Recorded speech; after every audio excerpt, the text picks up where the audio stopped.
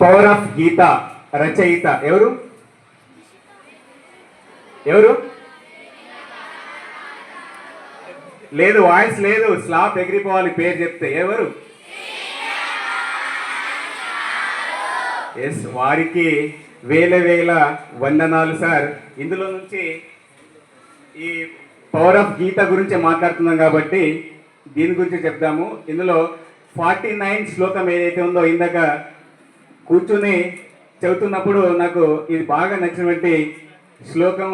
శ్రీకృష్ణ నామస్మరణే గీత, సూర్యుని క్రమశిక్షణే గీత, చంద్రుని వెలుతురునే గీత, భూమాత ఓర్పుయే గీత. ఎంత బాగుంది.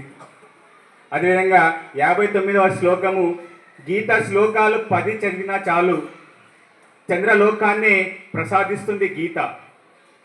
గీత శ్లోకాలు 5 చదివినా చాలు, 10,000 సంవత్సరాలు చంద్రలోకాన్ని ఇస్తుంది గీత.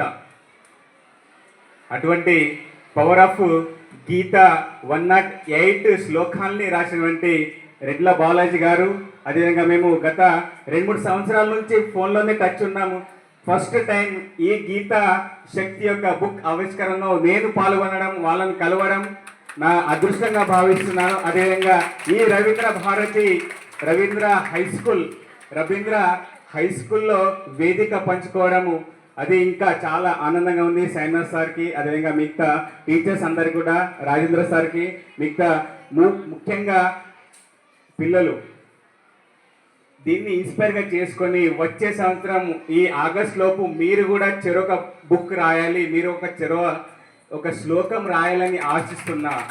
దీన్ని ఇన్స్పైర్గా తీసుకోవాలి. ఇటువంటి కార్యక్రమాన్ని మనం ఇన్స్పైర్గా తీసేసుకొని రాయాలి. అదేవిధంగా ఇక్కడ యంగ్ అండ్ డైనమిక్ లీడర్ ఉన్నారు, బాజీరావు పటేల్ గారు, మా చిరకాల మిత్రులు.